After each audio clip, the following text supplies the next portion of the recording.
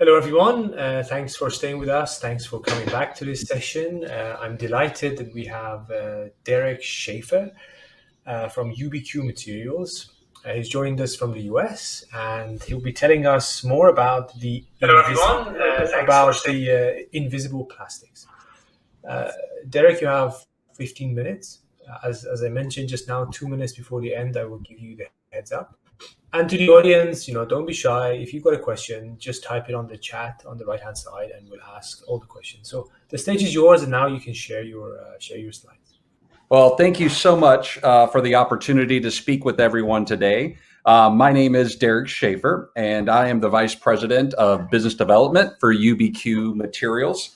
And today I'm going to talk about how UBQ has developed an advanced waste conversion technology where we can take household waste or municipal solid waste and turn that into a new bio-based thermoplastic composites. Again, this opportunity for UBQ is very important and special. And, we do want to acknowledge that we wouldn't be given this opportunity if it wasn't for our friends at TechBlick. So thank you for the opportunity to speak to everyone today, and I will hop into it. Like any good innovation, it is born out of necessity. And every year, over 2 billion tons of municipal solid waste is produced annually. And that number is actually supposed to double by the year 2050. And so when UBQ was founded 10 years ago, almost to the date, the goal was to try to find a solution to help limit the amount of load a landfill sees, and by default, we would be able to limit the amount of methane and greenhouse gases that come out of those landfills.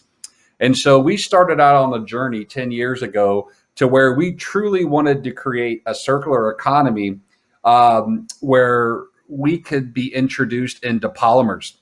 And so when we look at polymers, we tend to look at the supply chain in two areas. One being the linear economy, where we extract resources from the earth, we produce parts, we consume them, they go in our trash can, and then unfortunately they end up in landfills. Over the last 20 or 25 years or so, we've done a tremendous job building out recycling capacity global. But the reality is depending on the region, our recycling rates could be anywhere between 5% all the way up to 12%. And so if I could snap my fingers today and double or triple the recycling rates, we would still see a tremendous amount of plastic waste entering our landfill. And so with UBQ, what's very dynamic about our process is we really want to create a circular economy on steroids. And what I mean by that is we are not only interested in tackling the unrecycled plastic waste problem, but our process, we can actually recycle everything you throw away, from the food waste to the dirty paper and cardboard to the garden trimmings, and even the dirty diapers. When you think about landfills, many people see this as a solution to just throw things away.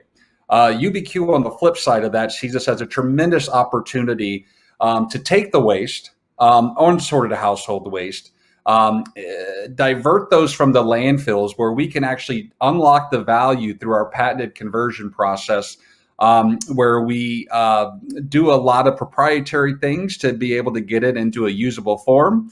But once it's in that form, our customers can now introduce the UBQ material into various applications.